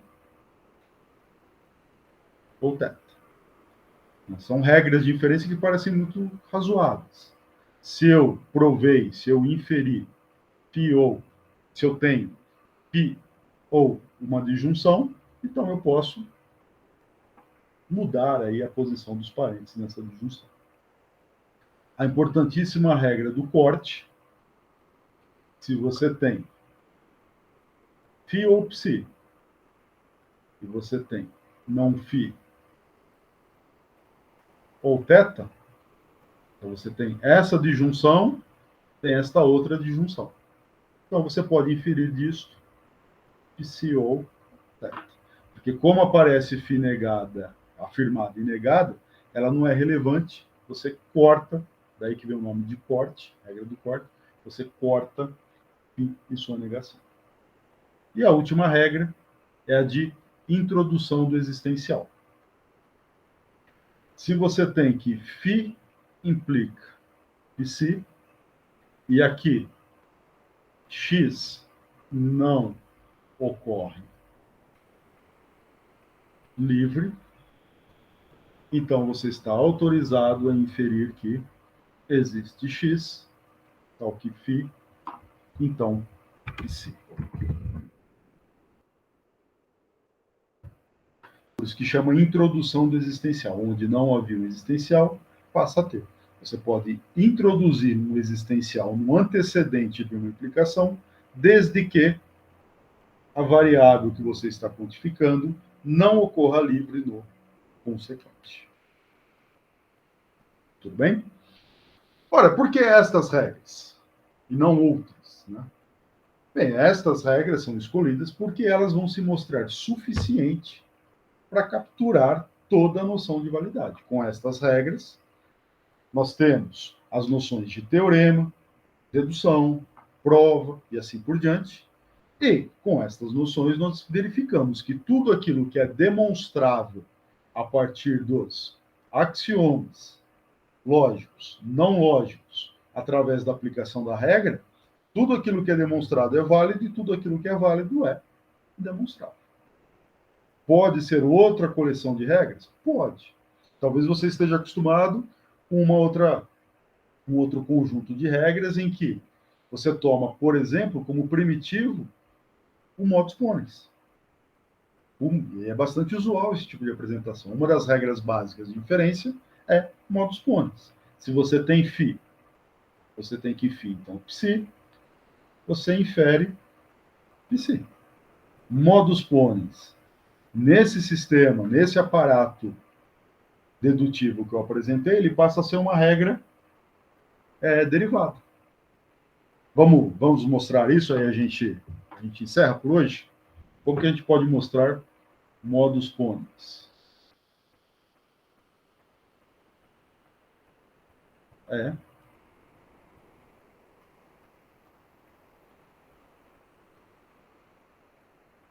Regra derivada no nosso sistema.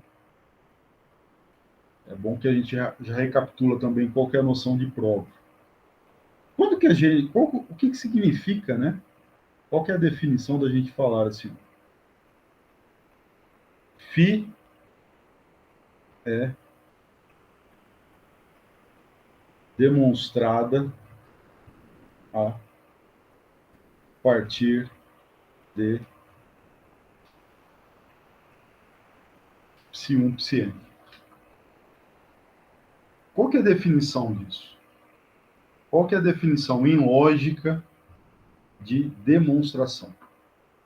O que significa a gente falar, ó, φ é demonstrada a partir de Ψ1, Ψn? Quer dizer, uma fórmula ela é demonstrada a partir dos axiomas não lógicos, por exemplo. Ψ1, Ψ2, Ψn podem ser simplesmente os axiomas não lógicos. Vamos dizer que uma fórmula é demonstrada a partir dos axiomas pode ser expresso desse modo.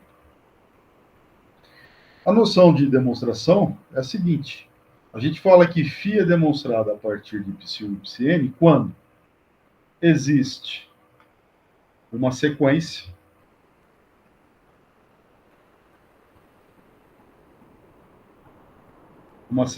finita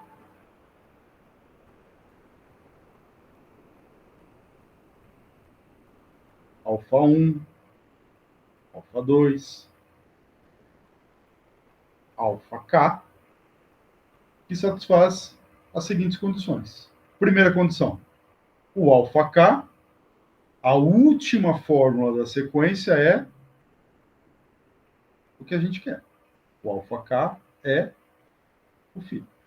Ou seja, ter uma demonstração de φ é ter uma sequência de fórmulas em que a última fórmula é o φ. E as anteriores? Com relação às anteriores, cada uma dessas alfa-i, ou ela é uma psi-j, ou ela é alguma destas, cada uma das fórmulas é um axioma, ou então é uma fórmula que foi obtida de fórmulas anteriores através de uma das regras de inferência. Então, apresentar uma definição é apresentar uma sequência de fórmulas em que a última fórmula é aquela que a gente quer demonstrar e cada uma das outras ou é um axioma ou é inferida a partir dos axiomas. Beleza? Vamos demonstrar modus ponens, então. O que a gente quer? A gente quer encontrar uma sequência de fórmulas em que a última fórmula é psi, e eu posso tomar como, né, na minha sequência, eu posso usar os axiomas lógicos. Veja que não tem axioma não lógico aqui para a gente utilizar, então só posso usar os axiomas lógicos. Posso usar, claro, as premissas que nós temos e as regras. Então, nós poderíamos começar a construir essa sequência assim, ó, primeiro, eu tenho φ. Por que eu tenho φ? É uma de minhas premissas. Qual que é a segunda premissa que eu tenho? Φ, então, psi. Ou seja, eu vou demonstrar φ a partir de φ e de φ implica psi. Essa aqui também é uma premissa. Agora a gente tem que construir uma sequência aqui, até que, no final, a gente encontre psi. Alguma sugestão? Quem que a gente pode usar aqui para chegar em psi? Acho que a definição de implicação, né? Tá, então vamos começar trocando. É uma boa, porque aqui aparece esse símbolo, nenhuma das regras que a gente tem emprega o símbolo. Então vamos deixar claro, escrever isso é a mesma coisa que escrever não φ ou psi. Isso aqui é lícito, porque é simplesmente uma abreviação. Nós eliminamos a abreviação. Agora usa a primeira regra, né? Primeira regra, como? Em si mesmo. Em phi. Na premissa 1. Isso, E isso. aí, infere quem? Ah, phi ou psi. Phi ou psi. Boa. É isso aí. Você tem phi ou psi. Ah, isso aqui é uma fórmula válida da sequência? É. Por quê? Porque ela foi inferida de fórmulas anteriores. A gente fez a expansão em φ. Aplicamos a regra 1. Se eu tenho φ, tenho φ ou psi. Próximo passo.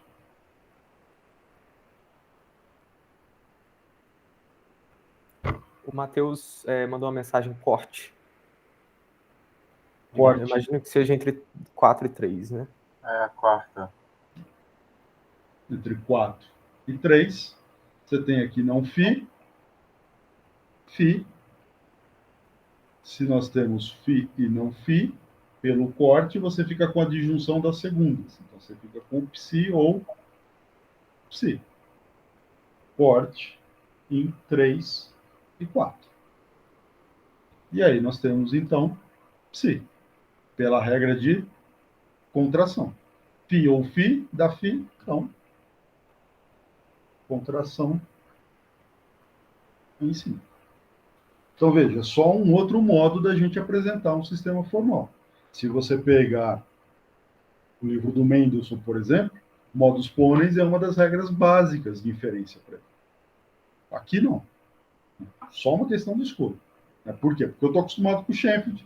No Schoenfeld as regras são essas, modus ponens é esta, você consegue provar modus tollens, você consegue provar todas aquelas regras de inferência que você tem em qualquer curso de lógica proposicional. Então, tudo daqui sai. Beleza? Então, revisamos aqui rapidamente a noção de demonstração. Nós temos bem estabelecido, então, a linguagem da regra de teoria de primeira ordem. Nós temos o aparato dedutivo, né? Axiomas lógicos, axiomas de igualdade, os axiomas não lógicos, para cada teoria particular, as regras de inferência, temos a noção de demonstração. Bem, há, claro, uma série de noções aí correlatas, né? Todos aqueles teoremas de igualdade, se eu tenho duas coisas idênticas, eu posso trocar a identidade de uma por outra. Se eu tenho duas coisas equivalentes, eu posso trocar as equivalências. Todos os resultados razoáveis de primeira ordem, a gente meio que pressupõe, quando a gente precisar, a gente relembra deles. E agora estamos em condições de falar da parte um pouquinho menos familiar, que é do aparato interpretativo, mas isso a gente faz amanhã. Beleza? Amanhã a gente começa falando do aparato interpretativo.